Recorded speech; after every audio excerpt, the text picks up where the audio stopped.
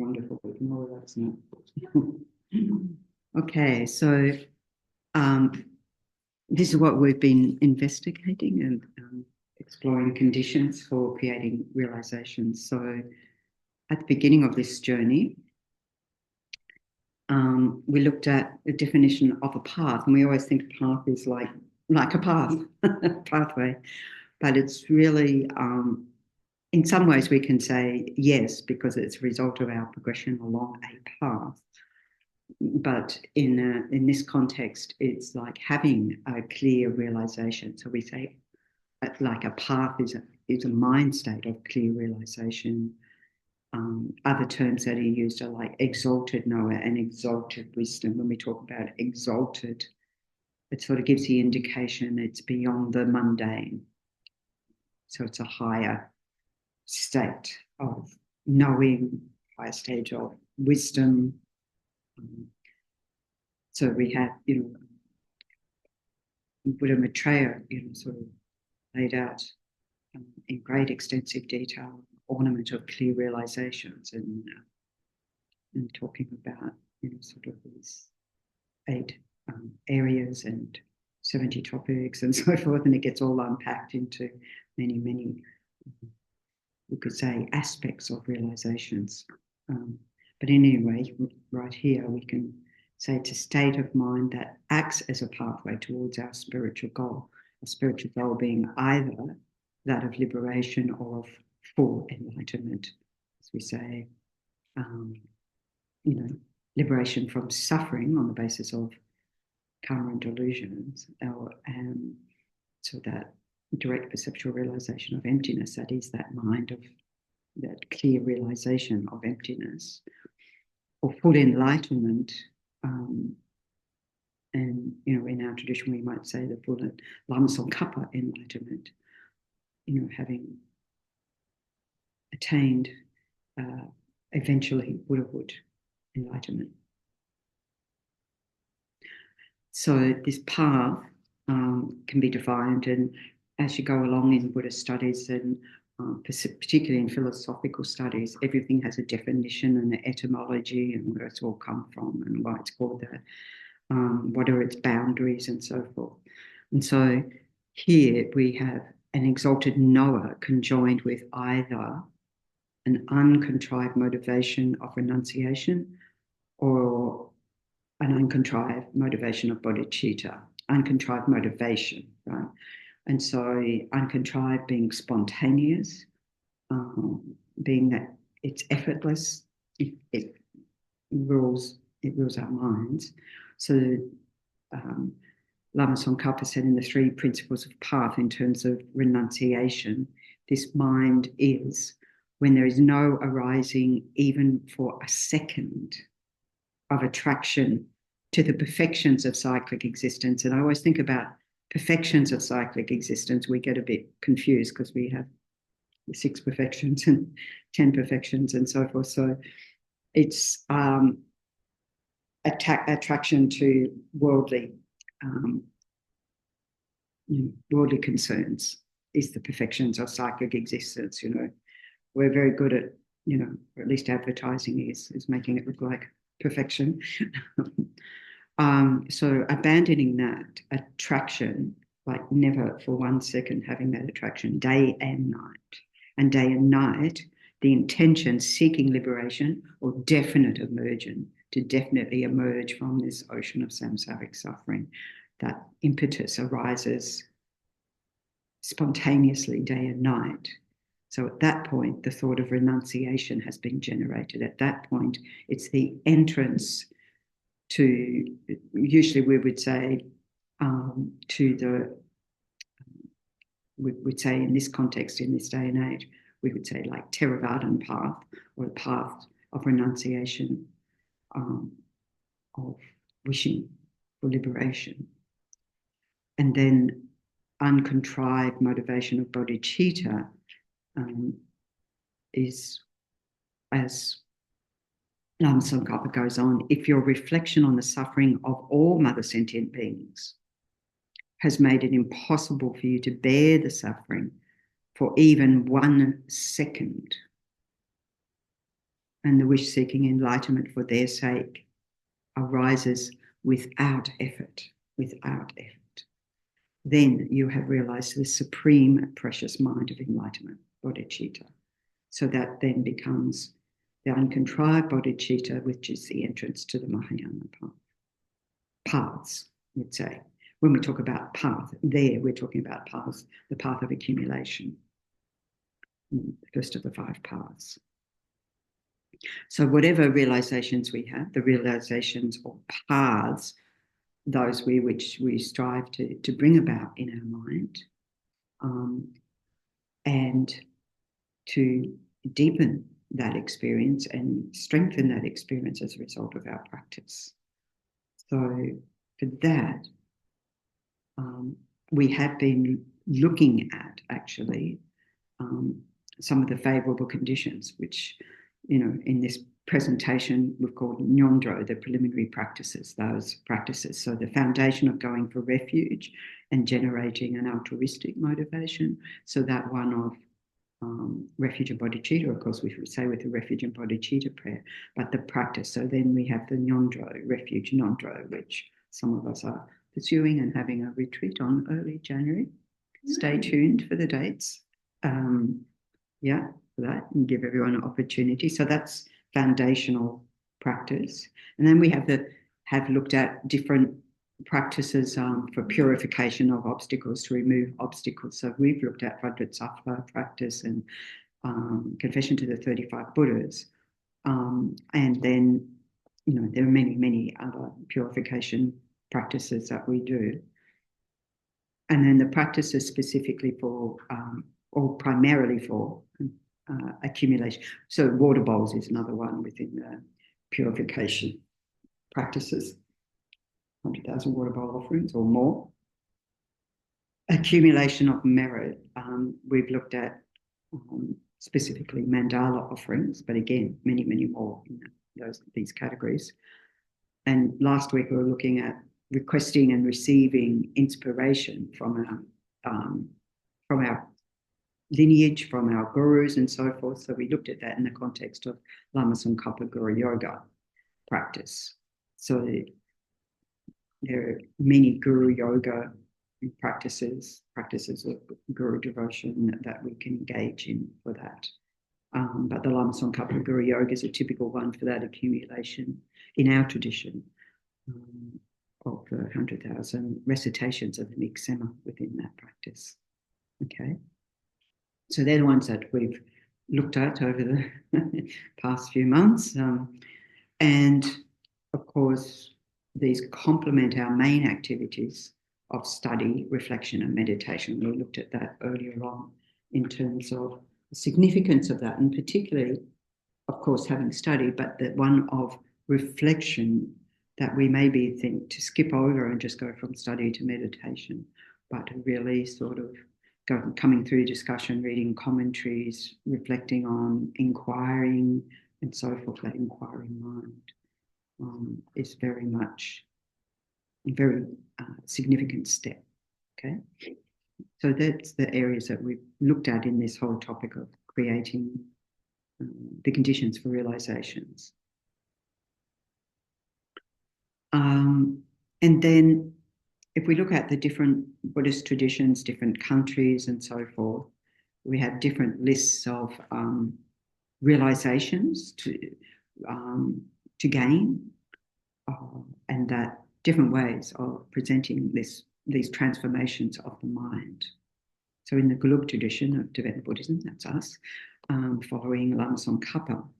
So this is following the stages of the path, the Lam Rim, which we're familiar with, systematically setting out what to study, the order of the topics and so forth, and then to reflect on, discuss, analyse, read commentaries on, and so forth, and then meditate on and realise in our practice.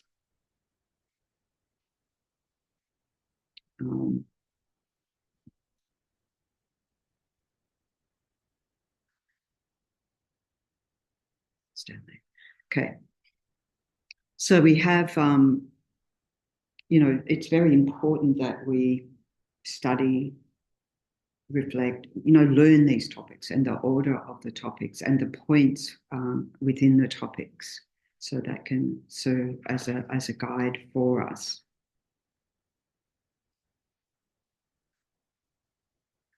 Okay, so one thing that has made it easy, I think, recent years in terms of reflections and meditations is the Lam Rim year.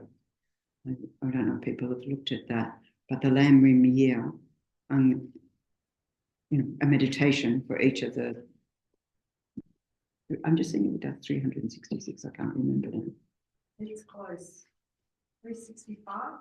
365. It does 365. We'll have a day off every 4 years.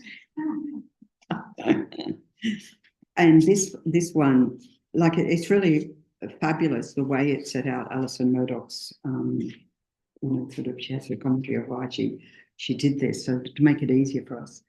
And there's always a quote from Lama Zopa or Lama Yeshe up at the top, and that itself can become a topic of meditation. But then each paragraph relates to, and then it's got 3 dot points down the bottom, relates to each of those points. And right down the bottom, it tells you what part of the Lam Rim it is. So the first part, Guru devotion, and then it has under that devoting to the Guru, power of the Guru, devoting to the Guru, the qualities of the Guru, and so forth. So it breaks it all down so that the whole outline is there, and you can familiarise with that. I have to say that Tara Meditation Centre that's have been going through, following this year, and it's been really fabulous because you go through. My approach is that to go through and take each section and interrogate it, ask ourselves questions like, whatever questions arise there. Do I think this is true for me? Nothing is definite in our view. Is that true? What about? And I look for examples of, so forth, and look for examples where we connect with it as well from our own personal experience or from the news or whatever. So make it real for us. And it's a really fabulous way of going through. So are you doing one a week, or what are you doing? Well, we can't do one a week because I'm not there every week. And so I set them what to do. And do a certain number. Yeah, everyone has homework. And so we were at the beginning ambitiously trying to follow, so that next time I went back, okay, now we're up to day so-and-so, and it got a bit too much. And because, some people are diligently following it, so they're ahead of others who. So what we've been doing now is actually taking it topic by topic. Each time I'm there, we'll reflect on that topic or the next topic, not the next topic, the topic that we're up to. So consequently, we're still in the suffering stage. We're still in the murky business of samsara rather than emptiness. So is that the order it's in the book? Yeah, it goes exactly through the Lam Rim, each scope, following exactly the order and all the points and sub-points of each point. It's so comprehensive, really, really comprehensive. And by following that, we can come to a way of, okay, it sets it out for you, it tells you what to do, day by day. You just got to follow the outline, spend a bit of time analysing it, reflecting on it, meditating on it, as much or as little as we do of that, touching base with those topics day by day. It's a wonderful, wonderful approach. Yeah, I can't say enough about how wonderful it is. Yeah. And so the reason, they'd been given an instruction, I heard previously before I arrived here, to do that. So we followed that instruction.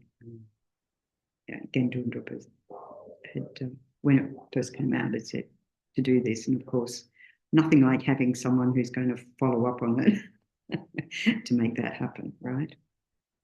Okay, so we follow that, it tells us what to do. So So once we learn the outline, once we're familiar with the outline, or even an outline of one topic, we can think about, and that's what I found useful by asking questions. How would I express this myself in my own words, in my own way, so it makes sense to me? And then, in that way, we further our understanding because we're bringing it in sync with our own experience, our own understanding, rather than, we can go through and go, oh, yes, death is certain, time uncertain, and the only thing that's going to help is the Dharma, and it's sort of at this superficial level. But to actually, let's look at why these points are important and unpack them,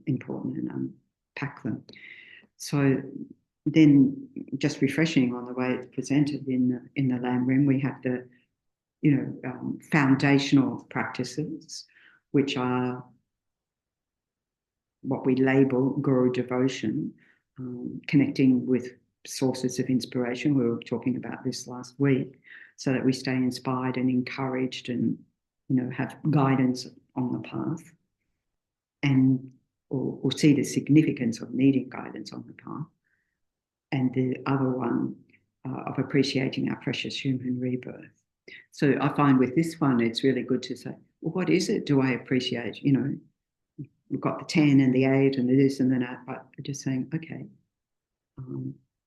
appreciating, what is it I appreciate about having this human life so that I can live in a meaningful, purposeful way, and what's given me the conditions and am I using the condition, etc.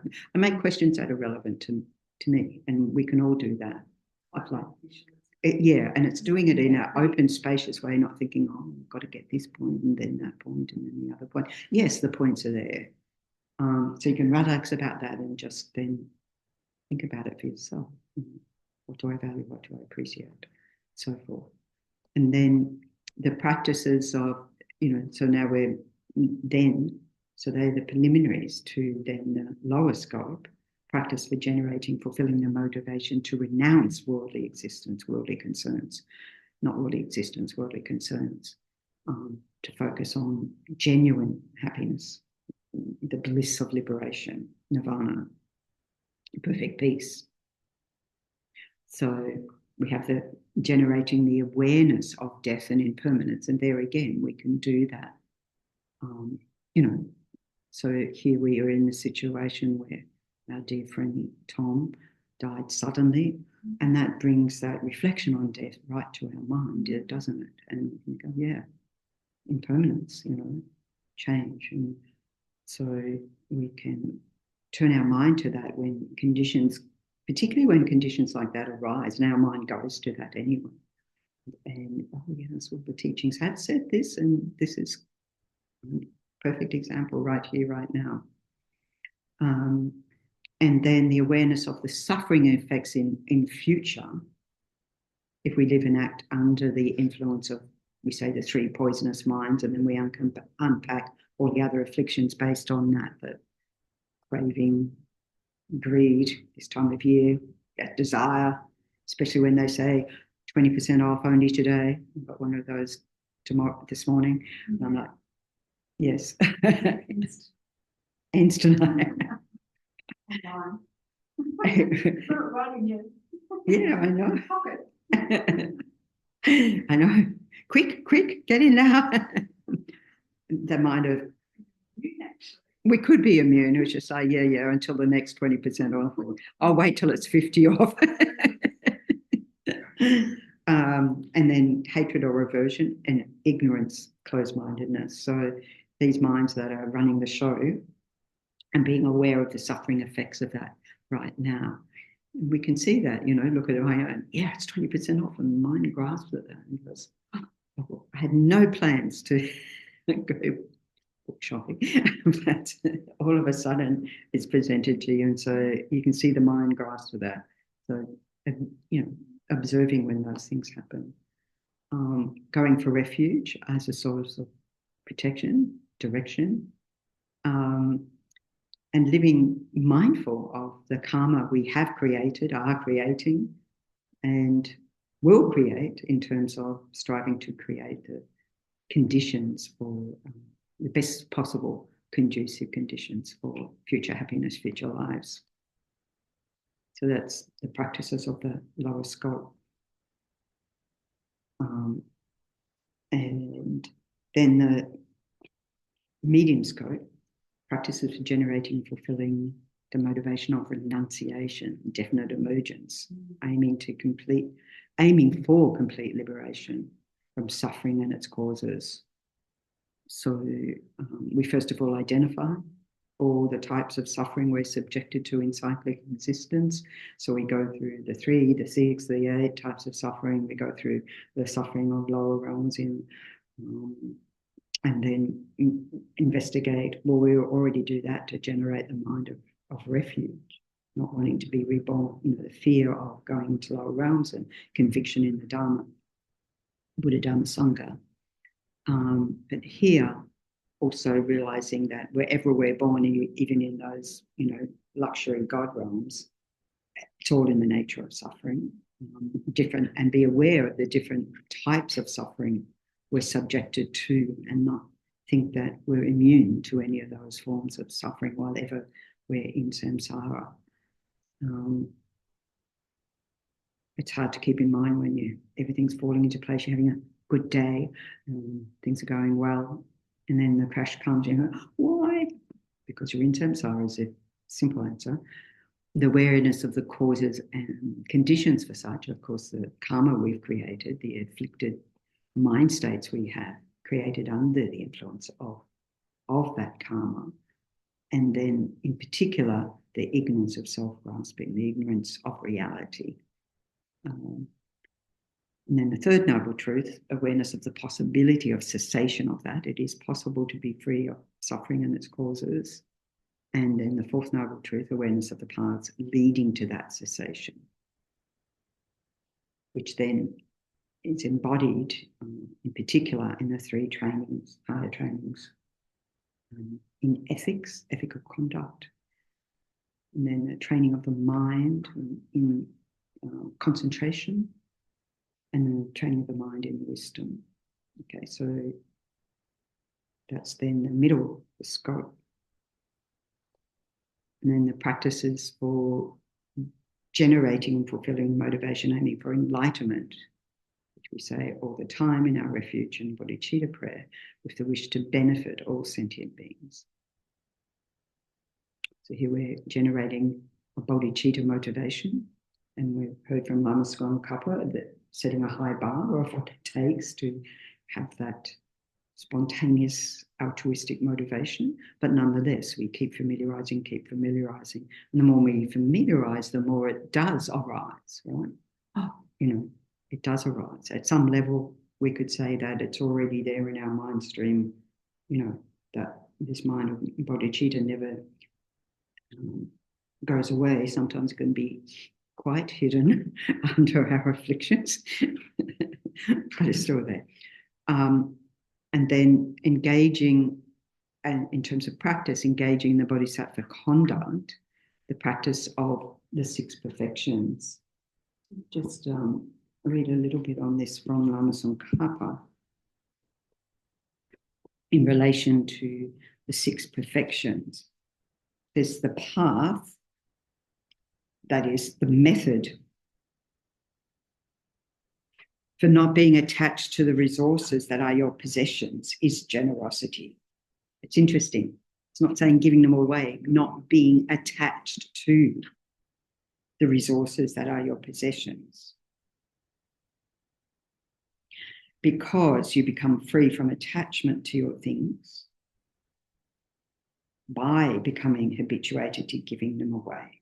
So that we can, the more we practice generosity, also the easier it is.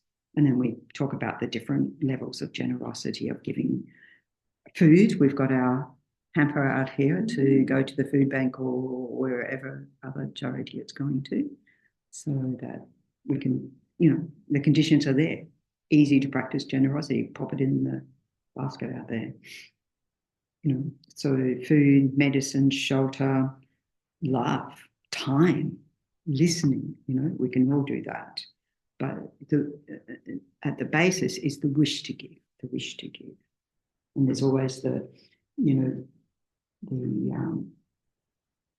practice, and they say if it's difficulty to practice giving from the left hand to the right hand, from one hand to the other, and then you can go, you can go to the next person.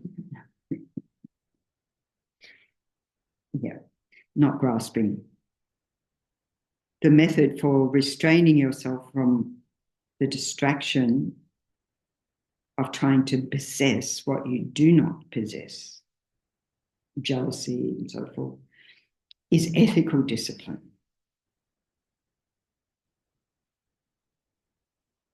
Right? So that by following ethical discipline, body, speech, and mind, then we're not distracted to we say, wrong objects. The method for not abandoning living beings is patience, because you do not despair at the suffering caused by the harms others inflict. So that's one level of patience. We don't just get immediately shocked when others criticize, abuse us. I don't say that we just become a doormat, but they were able to retain at least an equanimous mind, even if our loving kindness mind has been, we feel, covered over by this layer of how dare you, then at least our mind, abiding in equanimity and, being patient with the harm others do. But it's also being patient with our own practice, not beating ourselves up for what we're not doing. In fact, add the practice of rejoicing in what we do and being patient with that. I am at where I'm at. As Pema Chodron says, start where you're at. This is where I'm at. And I'm not an enlightened being, clearly. Longer to go. It's a long haul. I'll just chip away, and just not giving up on the practice, having that level of patience. The method to increase virtues is joyous perseverance or joyous effort. It does take effort, it does take perseverance, but it must be joyous. It must be joy, that we have joy in our practice, that we have joy in coming to teachings, we have joy in meditation, we have joy in, engaging with others with loving kindness and so forth, that it brings a joy to our own mind, is a very strong, powerful mind, and from which we benefit. This is all about training our mind in the benefits. It's training our mind in the positive qualities. So wherever we're negative, we're dragging ourselves down. We're disempowering ourselves.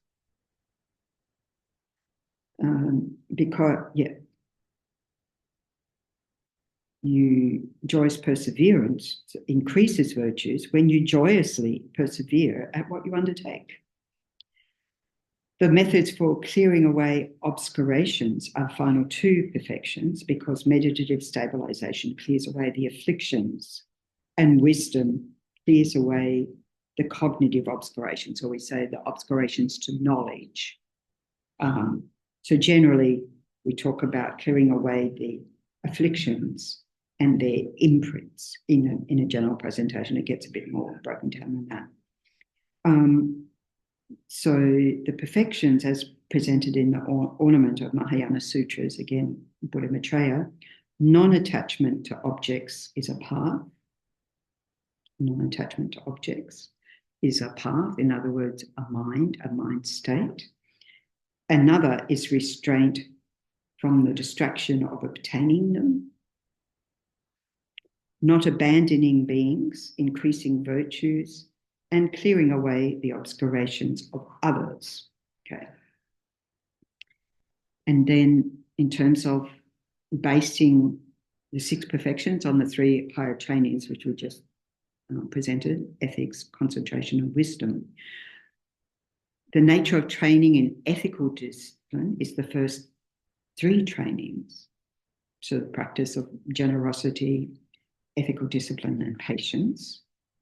The precondition of the training in ethical discipline is generosity, because once you have generosity that is indifferent to resources, you can properly adopt an ethical discipline. In other words, we can restrain our actions. We can restrain our speech that might want to sweet talk somebody into giving me stuff that is theirs, that is not mine, but I want, or whatever. And then I thought of the barter system, going through a whole barter system, because we can in Asian countries, when we're already paying what is a sort of pittance to us, but a significant amount of money to them. I was just like, why barter? Because I can. But why barter? Just give. Just graciously give. Give them more. Hey, why not? Yeah. The aid to training in ethical discipline is patience, because the patience of not retaliating when scolded,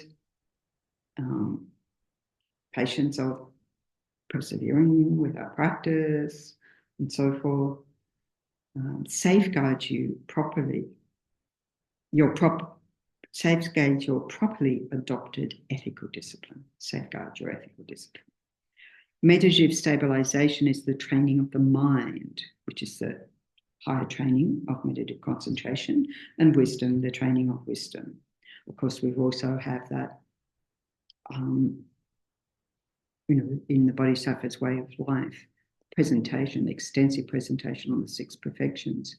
Chapter 9, the chapter on wisdom, says all the previous perfections were for this purpose.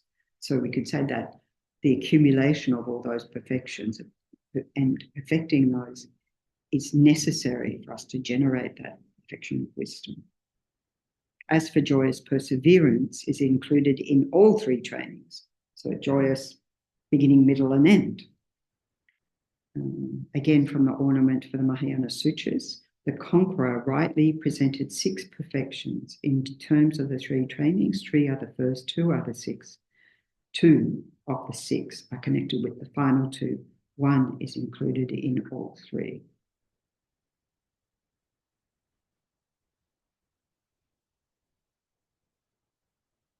A certain kind of excellent life, you bring to completion either your own or others' aims.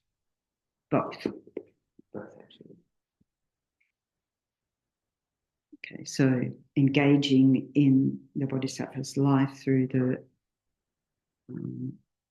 practice of the 6 perfections and the 4 means of benefiting others, or it said the 4 means of gathering disciples. And we might think, oh, that doesn't relate to me. But think about it. So Maitreya's Ornament, the Sutras also said, I declare these to be acting generously. So you can see that's foundation. Generously, so that others will take the teachings. We might be generous in giving away Dharma books, or spending time listening to people and, sort of where we, with our Dharma lenses on, which hopefully we have all the time, and thinking how we can be of benefit. Speaking sweetly. So this is another one of the 4 means, speaking sweetly, kindly, so that they'll follow you, not so you can get a great entourage, but they'll follow you to the Dharma or the Dharma center or whatever. Oh, I might come and try meditation, and encouraging, and so forth. Not forcing, never forcing, but being sweet, being kind. They're attracted to you. Working for their benefit. So for their benefit by where we can, teaching the Dharma, where we can, promoting the Dharma, and so forth, thinking of what's going to most benefit their minds. Of course, if they're not interested in that, we're not going to force it down, but think in which ways I can benefit someone. Being open to how I can be of benefit to others. So when we encounter people, that's our mind. How can I be of benefit to this person?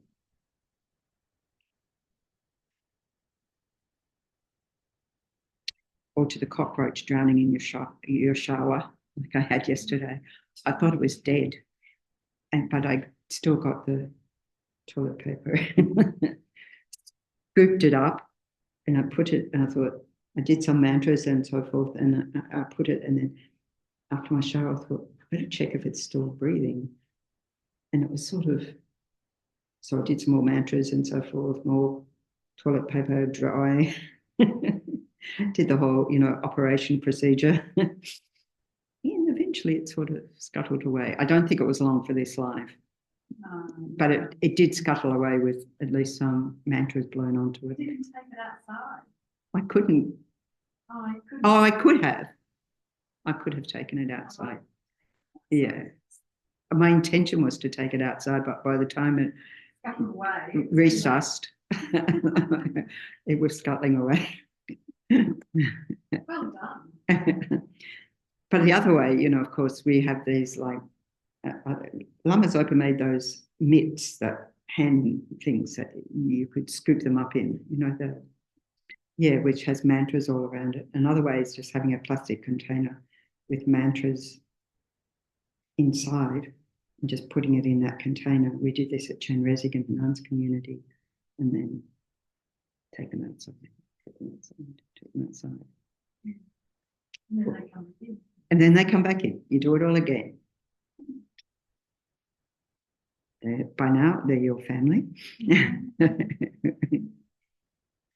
And of course, the fourth way, and probably most significantly, is practice what you preach. We say this in the world, that what we're encouraging others to do, that we put that in action ourselves. Otherwise, it's a sort of fake, isn't it? Fake, yeah. So this intention of these four ways is whatever we can do to ripen the minds of other sentient beings.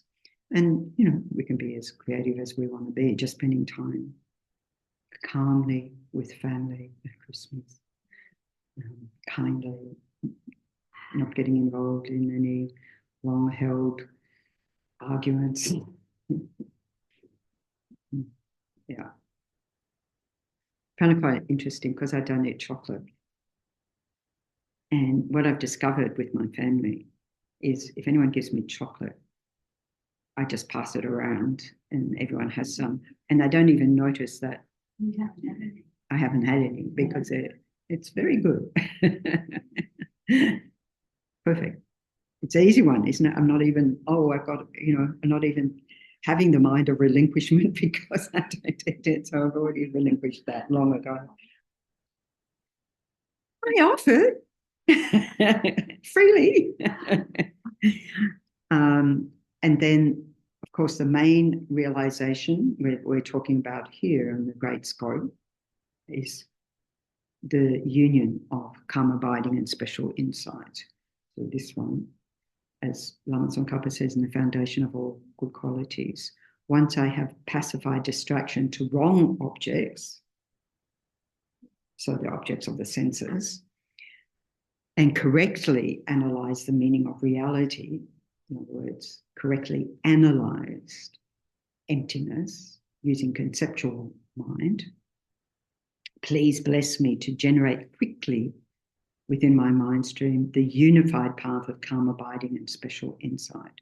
So, of course, we do this first conceptually, that we have a calm abiding mind, we do our analytical meditation on emptiness, we follow the points of reasoning and so forth. And any time we have that mini realization, we hold our mind there with, to stabilize that in our mental continuum. And when that feeling fades, then we continue along with the analytical. So we toggle back and forth until eventually it comes together in the one mind. I say eventually, it means a long time. Okay. But familiarizing with that we no longer see it as two separate things. Oh, again, Sandra explains that really well, doesn't he? How you can bring it together. How you can bring it together, yeah. But then you forget as soon as you walk out. Our minds are. So it's good to good to take notes. Lama Zopa Rinpoche would show everyone how to take notes and sit there with his notebook in a teaching with the teacher. His notebook and coloured pens, pencils, or maybe drawing as well, taking notes. I remember one time going to see Rinpoche and he's like, "Where's your notebook?"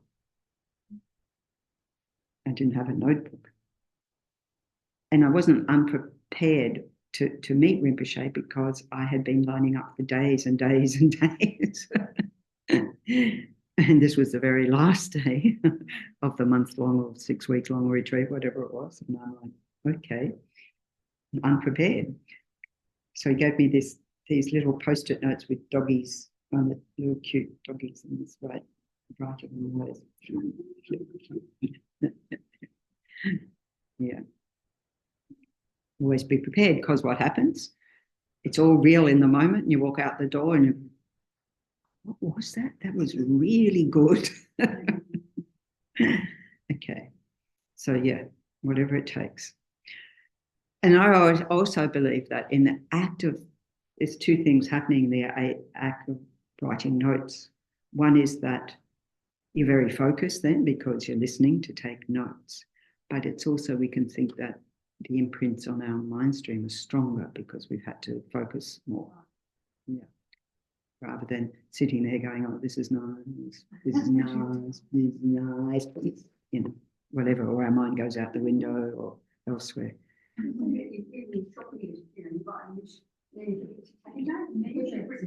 Because you've written it down, yeah. Yeah. Yeah. But sometimes I get home and I look at my list and go, oh, you forgot to get that. Did forget that one. Okay.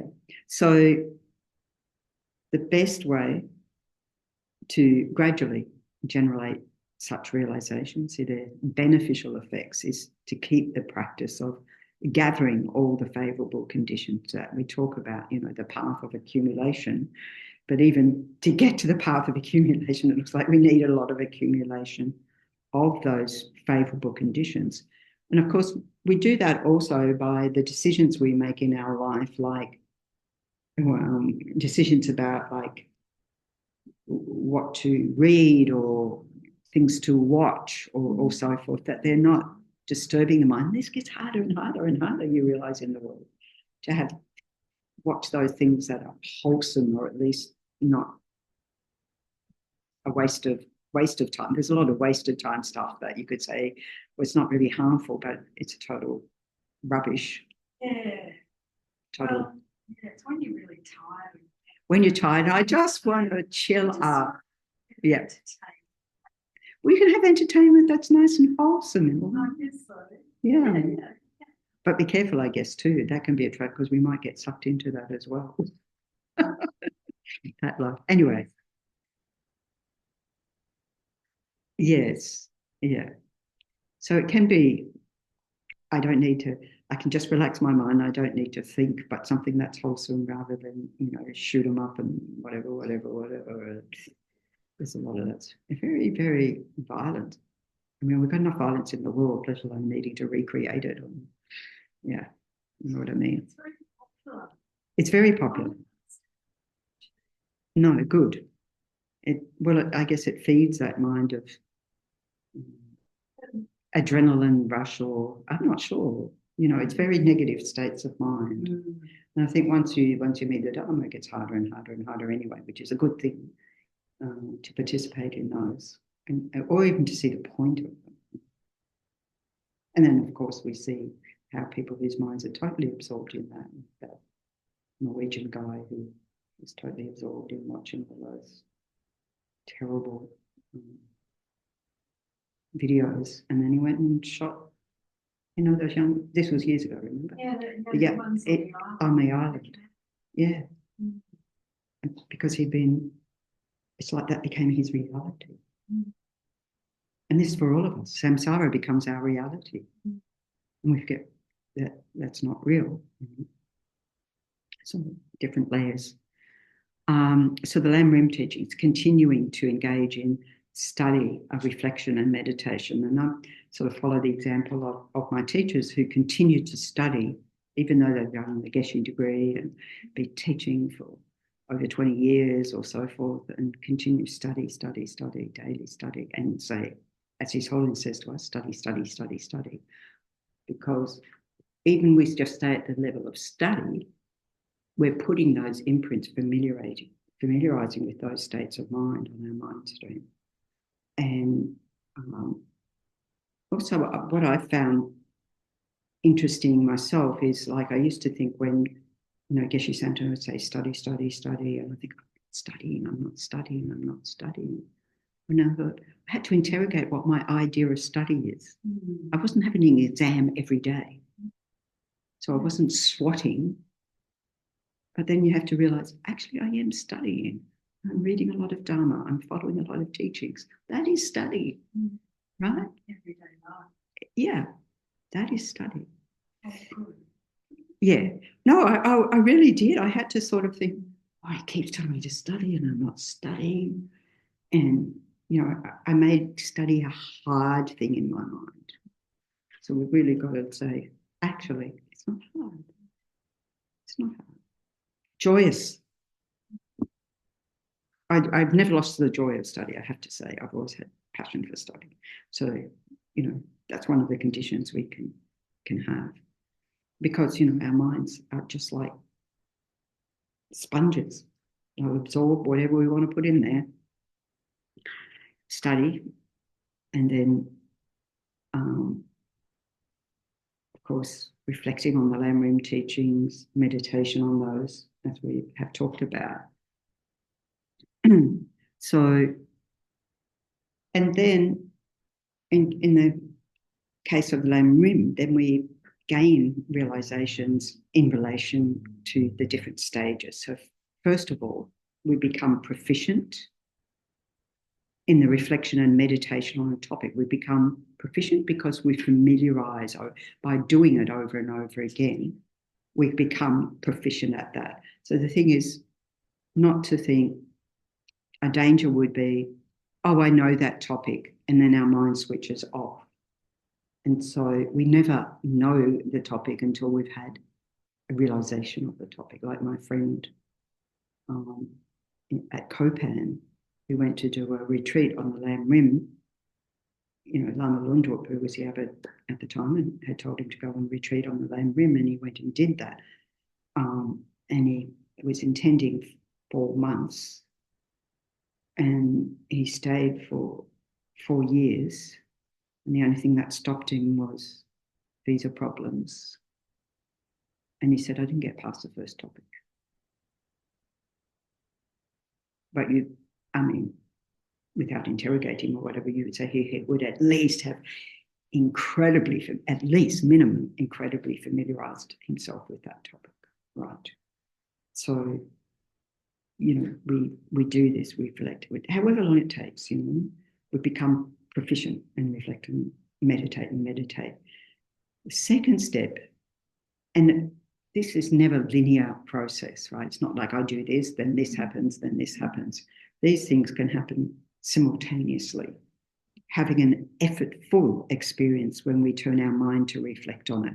So turning our mind is, we're using effort to do that. For example, impermanence. So I remind myself to reflect on impermanence, to meditate. It doesn't sort of just naturally, I'm aware of impermanence, even, at a gross level, let alone at more subtle levels, unless I turn my mind to it. So this is this level of reflecting. Impermanence, death, bodhicitta, emptiness, whatever. And think about it. And in that way, we generate that mind by turning our mind towards those thoughts, right? And then the third level, having an effortless experience. It arises spontaneously when the conditions are right. So just, as I mentioned earlier, death, and then suddenly the imminence of death arises. And it's a good thing, not a fearful thing, to hold our mind in that, to allow that to deepen. Or impermanence, you're meditating on that and you really get a sense of impermanence. You hold your mind there, you stabilize it. stabilizing, calm abiding meditation. Just hold your mind there as much until that fades and then continue. So these don't necessarily, as I said, not necessarily a sequential thing, but there are different levels of deepening that to create the causes, to create the conditions for realizations until they arise effortlessly and spontaneously in response to our life circumstances. Okay. So at that point, they might arise effortlessly, spontaneously in relation to some situations or some, but not necessarily all the time. So we just continue, progress along the path where we can take delight when they do arise and saying, wow, I have learned something here. I have integrated something here. I no longer think about what I no longer think or what I no longer do or what I no longer say because of the Dharma teachings. Right? So that then becomes a spontaneous response to life circumstance. Because so I mentioned the Lam Rim year, which is a fabulous resource. I'm very excited that Venerable Sangye Kadro last month also a new book of hers, Meditating on the Path to Enlightenment, was published by Wisdom. So that's very wonderful, under her name, Kathleen MacDonald, that name. And there's been for some time with Thubten Chökyi. So this is in the reference part. So they're in the reference part. Thubten Chökyi, Meditating on the Path to Enlightenment. And there's a link there in the references to audio of all the meditations presented there, audio in the path. So you can, and it's free to listen to not the book, but it's free to listen to those audios following that link, which is really fabulous. Of course, we have so many resources. Also find, as a really easy, it's like quick or easy format is that of the Lam Rim outlines as well. It's the sort of thinnest outline, but that's the one that's used for the Copan November course, which must be finishing up now. Yeah. I guess it would be. Yeah. Okay. So there, many other. I mean, we've got extensive resources. We've got the great treatise on. We'll come to that anyway. So, but we want those that I think specifically at this stage, looking at generating conditions for realizations, is those that guide us through the meditations on that. Yeah. And then, of course, the most important realization in this list is that of the unification of calm abiding and special insight, realizing the reality of emptiness, selflessness.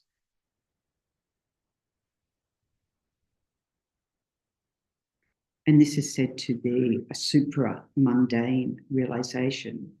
In other words, it's not a worldly realization because it's beyond conventional truth. It frees us from the bondage of mundane worldly existence of samsara and leads us to the goal of liberation, nirvana. So if we look at in the presentation on paths and grounds, so the first path of accumulation, the next path of preparation is divided into 4 levels, and the 4th level of that is a supra-mundane dharma. And so you haven't yet attained that realization, direct realization of emptiness, but you're on the cusp of that at the end of the path of preparation, if you like. So all the realizations, all the practices that we've done prior to that, are all the supporting conditions for us to realize emptiness. Okay. And then Come in. So then the attainment of the first major supramundane realization or path is the path of seeing. It's that moment when we have that direct perceptual realization of emptiness. So we could say that prior to that, while we're meditating on emptiness, or even it can be just going about daily activities, we might have that moment of feeling, that's it. Of course, that's it, it goes, but if we can capture that moment and pause and breathe and try and hold it in our mind, but it's sort of so fleeting that it doesn't hold. This is when it does hold. So this is when it's a total reorientation of the mind, this sense of directly seeing the truth of emptiness, of selflessness, of how things exist, so forth, for the first time, right? So this is then the path of seeing, and the debates about the length of the path of seeing. It's normally like a next moment. So it all comes down to there's debates about, is it one moment? Is it two moments? Is it like, so we have that, but of course you go on to that, you go on from that path of seeing, because you have to also stabilize that path of meditation then comes along. So this path of seeing is known as the fruit of stream enterer, that you have irreversibly entered the stream. You can't unsee. Now that you see, your whole mind's been turned around and you absolutely see everything in the nature of emptiness, and so that you can't unsee that, right? At the moment, we might have a sort of inkling and we unsee very quickly. We don't directly perceive that. We sort of have the possibility. It's like our mind has the possibility of peace and gone. And it is said nirvana is peace, because you no longer, your mind is free of that sort of afflictive obscuration. So here we usually say that intellectually acquired afflictions that we have accumulated. So we've entered a stream then, mind stream, that eventually leads to our enlightenment. So for that, the things we need to overcome, the afflicted state of doubt regarding what the right path to liberation is. We're not sure, especially we say, but I'm a Mahayana practitioner, should I be working towards this state of liberation? Well, Lama Tsongkhapa presented the three scopes, or Lama Atisha, of course, but Lama Tsongkhapa unpacked those, stating time again, this is the path, these three scopes is the practice for an individual, that we have to follow. It's not like we just jump into the deep end of the pool without any foundation. We have to do, but what we do differently is that our progress on the path is with a bodhicitta motivation, right? Because that bodhicitta mind empowers our practice and helps us cultivate that bodhicitta mind along the path. So it's a powerful mind when we think, oh, well, that's all right for me, but what about all the other suffering sentient beings? It expands our mind. Our mind is much more spacious and may not feel spacious, but much more encompassing.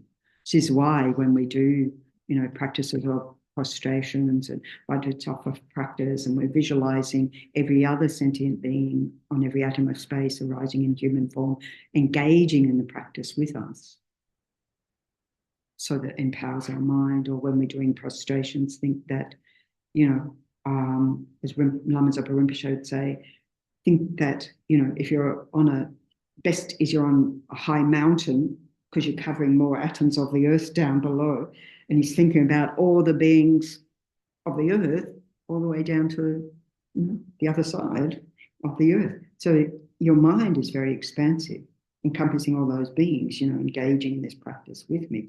Of course, are they literally engaging the practice with you? Literally not. But it's our training for our mind to encompass all beings, right? And then, as Rinpoche says, when we're coming up, think that we're bringing all the beings up from lower realms up towards the higher realms. Don't linger down there or you might drown in the lower realms. All these ways to think as we're engaging in the practice, while we're also reciting and prostrating and doing many other things. Yeah. Occupy our mind. What was that? Multi-skill. Multi-skill, yeah.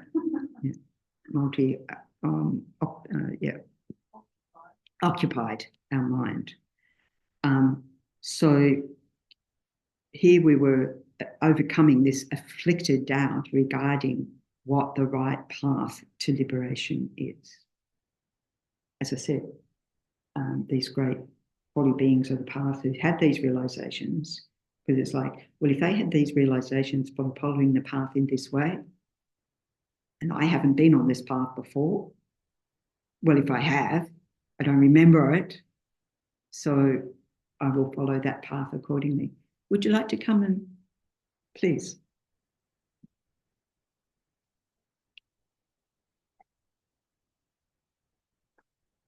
No, don't ever be sorry. I'm rejoicing, delighting. Is on behalf of someone? Just for today or on behalf of someone? Oh, for today, I come here regularly. Oh, yeah. Beautiful.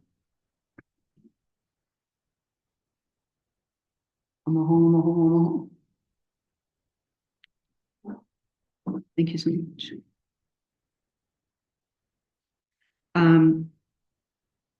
So yeah, we need to overcome those doubts. That's an afflicted state of mind, right? At least if we're going to have doubt, the best doubt is doubt tending towards. So, well, I'm not sure, but I'll give it a go and see what happens. Trust. Or we investigate what that doubt is, where that doubt's come from. We read the biographies of great beings of the path. What practices have they done? How have they achieved this? And to see, when we read biographies of great holy beings and we see, well, they attained, liberation, they attained enlightenment, they attained realizations and so forth. So it is possible. We remind ourselves it wasn't just unique to Shakyamuni Buddha, right? There were countless Buddhas. How did they become Buddhas? They practiced the Bodhisattva path. How did they become Bodhisattvas? They were ordinary beings, so we look at it like that. We also have to overcome grasping at rites or ritual as supreme. It doesn't mean don't engage in it, but don't think it's only that. So we can have, like, in many places, or actually probably in many faiths, people will do that. They'll engage in all the devotional rituals and so forth, but that's it. And even His Holiness has said, prayers are good,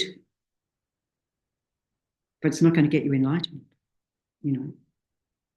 So, of course, they become conditions that enable us to progress, but then we actually have to do the work. We actually have to do the work of nobody else is going to transform our mind, only us. Rituals won't transform your mind. So, of course, we do those. And then all ethical conduct as supreme. Yes, we need ethical good conduct. It's not the be-all and end-all. But we also have to be careful, particularly when one starts with tantric practice, to not fall into, ethical good conduct's not important because I'm engaging in tantra. So we're always warned against that as well. It always has to be that the foundation for all our progress on the path is practicing ethics, or refraining from non-virtue, body, speech, and mind. And that's the hard one, because we can zip the lip and sit on our hands, but it's the real transformation is in the mind.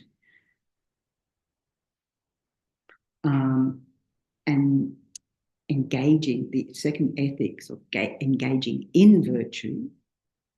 So training body and speech and mind, engaging in virtue, being a benefit to others. How can I help? How can I help? How can I help? How can I be of help?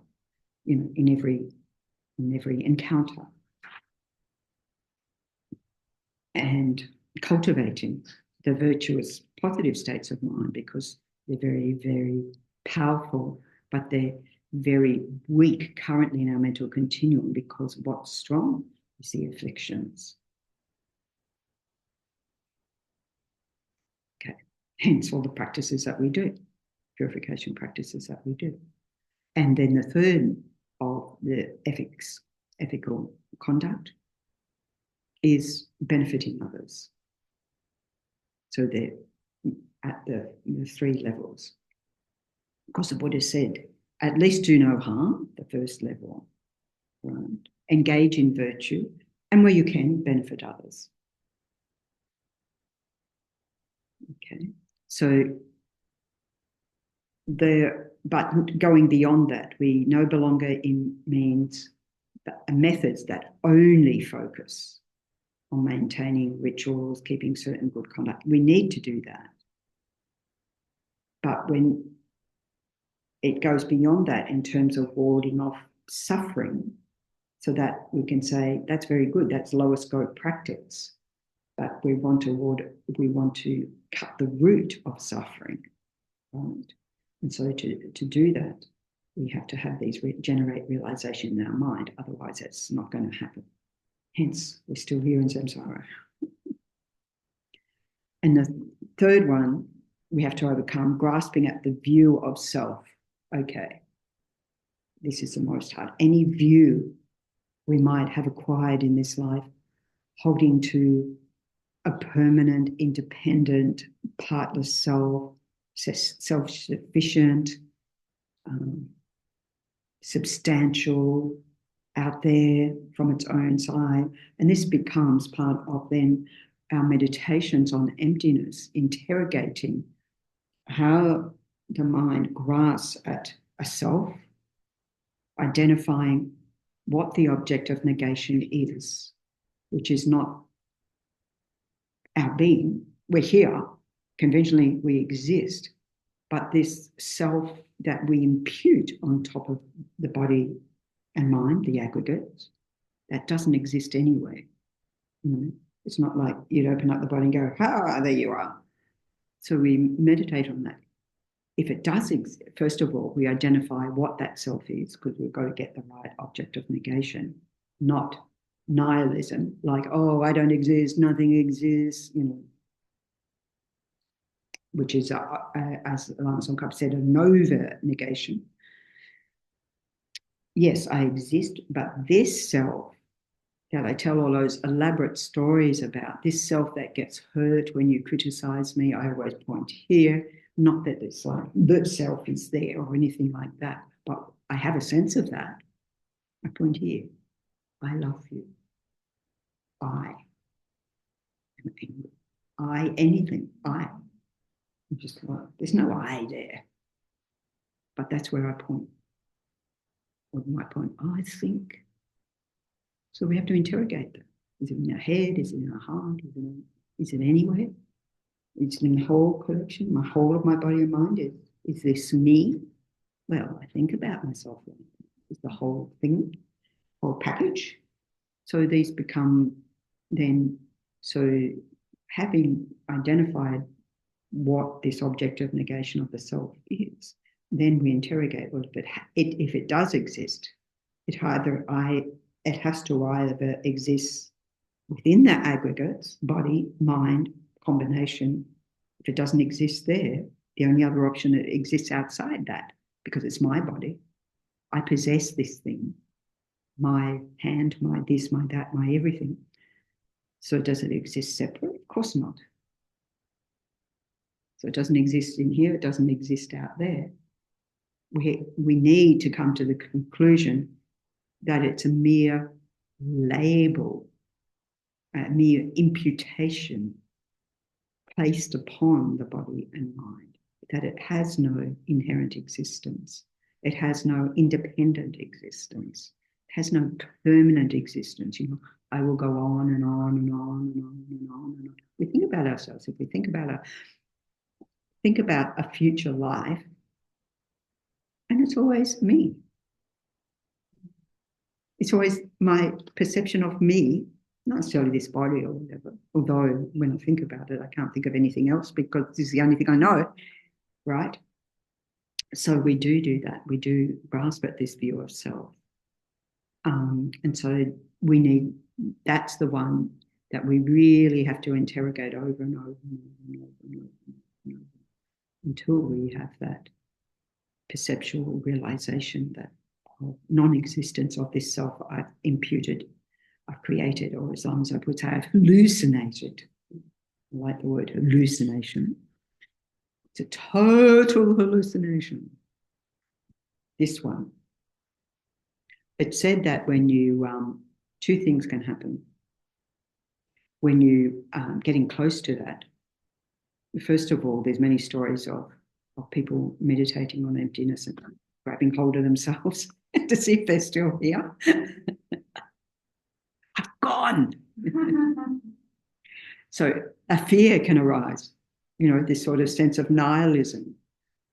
That's why we have to get the first point right. What it is that we're negating is not this. What it is we're negating is what I put on top of what is there, what isn't there. So we have to be very clear about that. Otherwise, we fall into nihilism. So that's one thing that happens. But this is the other thing to look forward to, is the bliss, you know, the blissful state, free of, once we're free, just think right now, when we're free of disturbing state of mind, it feels quite joyous, uplifting, blissful. We can experience that sometimes, you know, when we're around our lamas, you know, I think being around lamas like Rinpoche. I remember the first time I went to a teaching with first time I went to a teaching with His Holiness, and I felt like I was on cloud 9 for 6 months afterwards. I mean, not, you know, if I interrogate those 6 months, there was probably a lot of moments that I wasn't on cloud 9, but that energy, and when His Holiness would come to our conferences in Sydney, happiness conferences and so forth, even the like audio team who had to put on the mic and everything, they had to get up close and personal, and they'd be like all happy school kids, you know, giggly, giggly.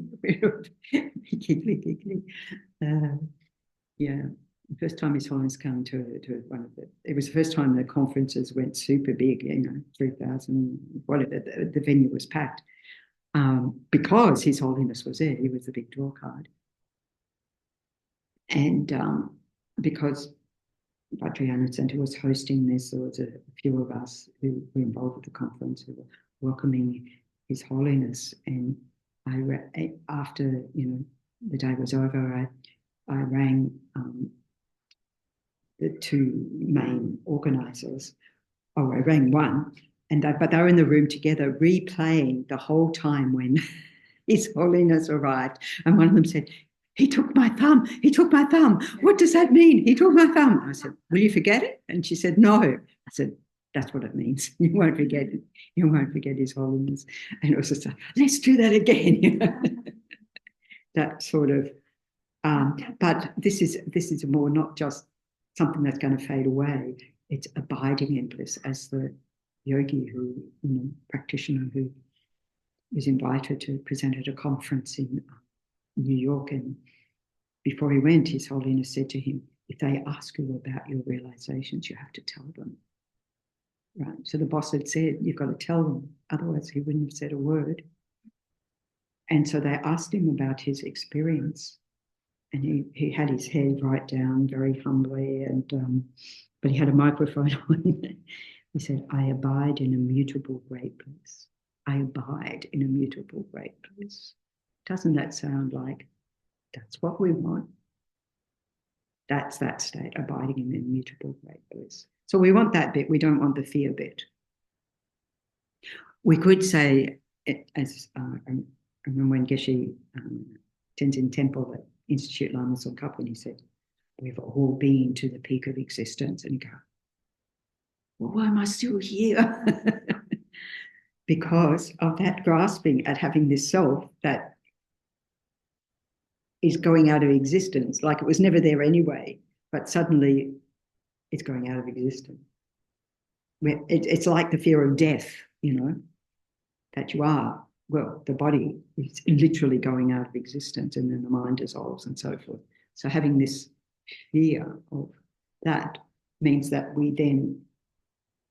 we're just about to get it and we grasp and kaboom. a few more eons of samsara. Okay. Right. And so then a stream enterer, so one who has that direct perceptual realization of emptiness, whose mind, everything's been turned around, sees reality directly, is no longer subjected to rebirth in the lower realms of suffering. Right? And it's interesting, in the lower realms of suffering, we have to continue on with the path of meditation. And then we have to continue on with the path of no more learning, engaging in all bodhisattva deeds and meditations there. And then we have to complete Tantra. Complete Tantra. So the two stages are called the generation stage and the completion stage. In generation stage, it's sort of like a facsimile, like practicing bringing the result into the path. And the completion stage is a stage where you are bringing all the results into the path. And even once you attain the completion stage, there's so many stages within both of them. There are so many stages. It's not like, I practice, and then one day, ta-da, there's a lot of practice. So in the presentation on the paths in the Mahayana paths, so as Shakyamuni Buddha demonstrated, 3 countless great eons. So we could say the first countless great eon is up to realization of emptiness. The second countless great eon is a bodhisattva, Mahayana path, bodhisattva from the 1st to the 7th grounds. And then the third countless great eon is the grounds 8, 9, 10. You think you're almost there because your mind, you're irreversible. You can't ever not be like, they're called the pure grounds, so that that you purified all the afflictions, all the grasping, all that sort of thing. And so now you're completing those grounds, strengthening those minds, overcoming the knowledge obscurations, obscurations to omniscience, literally. But once you've done that, then you become a Buddha. So you can see it's a long haul. It's a long haul. Right. So cherish, ultimately, message, cherish any aha moments, any we might call it a mini realization. It's a realization. And when it becomes an irreversible realization, wow, then we're really ahead of the game. So a long way to go. Apart from the ones I've mentioned, I've put some recommended reading, viewing. Of course, the 3 volumes of the Great Treatise of the Path to Enlightenment. And there's many, many commentaries happening even at the moment on that. Geshe Tsultrim at Chinese Institute, Geshe Samton at Vajrayana Institute, spending, this year on, well, I think they're both spending this year and next year because it ain't over yet, right? Unpacking those. And then there's Lamrim Resources webpage for FPMT that has of the prayers and practice materials. And then Alex Burson has a section on how to integrate Lam Rim into your life, and he goes over multiple parts and various ideas relating the Lam Rim to our life now, in our modern world.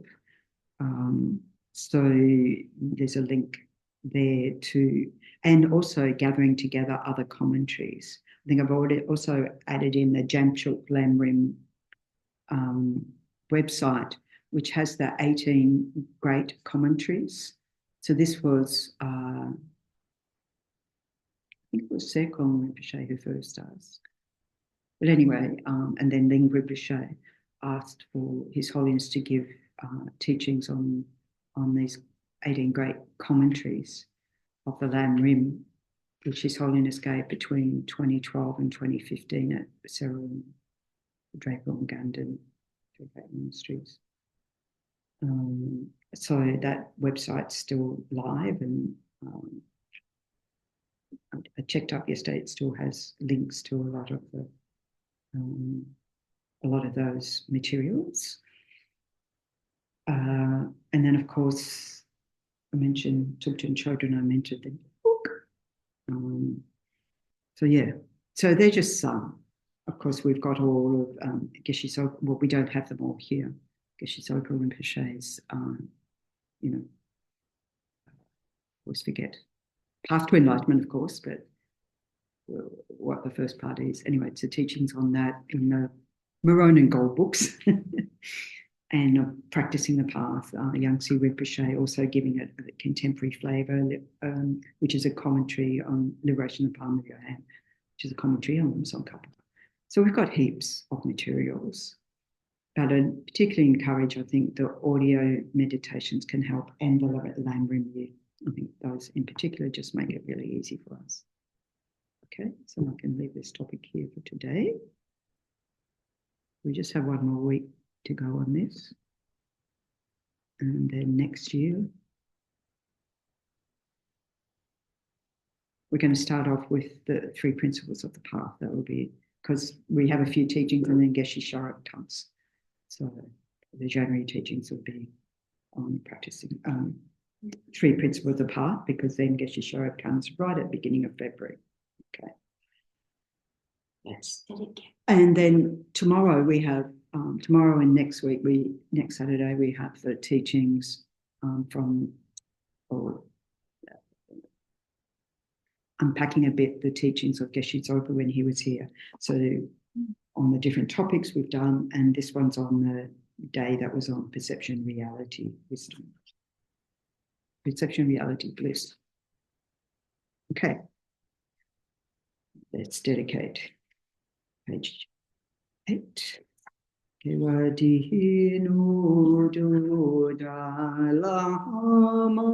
sange nukyone nuwa chikyang maluka neis halagu Chu Janchu Central Rinpoche, Ma Ke Pa Nam Ge Kuchi, Ye Pa Nyam Pa Me Pa Yang, Go Ne Go Nu Power Show. Page 9. Pray for the long life of His Holiness the Dalai Lama, incomparably kind and supreme Tenzin Gyatso, the wish-granting, wish-fulfilling jewel, source of every single benefit and happiness in this world. May you have a long life and all your holy wishes be spontaneously fulfilled. Pray for the swift return of Lama Zopa Rinpoche, peerless teacher and assembly of the children of the victorious One Shravakas and Pachika Buddhas, victorious Losang Father and Sons, along with the lineage masters, all the objects of refuge of infinite lands. Please bestow the virtue and goodness of accomplishing this prayer here and now, holding and spreading the Muni's precious and complete teachings through explanation and practice. You wore the armor of patience that is never discouraged. Incomparable Venerable Guru, to you I make request, while striving single-pointedly for the sake of the victorious one's teachings, the great way through which all benefit and happiness emerge, and from other living beings, you suddenly departed to peace. What a great loss! Nevertheless, through the undeceiving truth of the blessings of the ocean of the three jewels and the great waves of bodhicitta of the children of the victorious ones, may the smile of a reincarnation swiftly beam in glory for fortunate disciples. Among my prayer for Tenzin Usho Rinpoche, Lord of Dharma, who in accordance with the various dispositions of those to be subdued, makes clear in the light of your well-spoken advice the sacred essence of Buddha's teachings. Foremost and Holy Lama, to you who are supreme, we make this prayer of supplication. Lama, please, please live here. Thank you very much.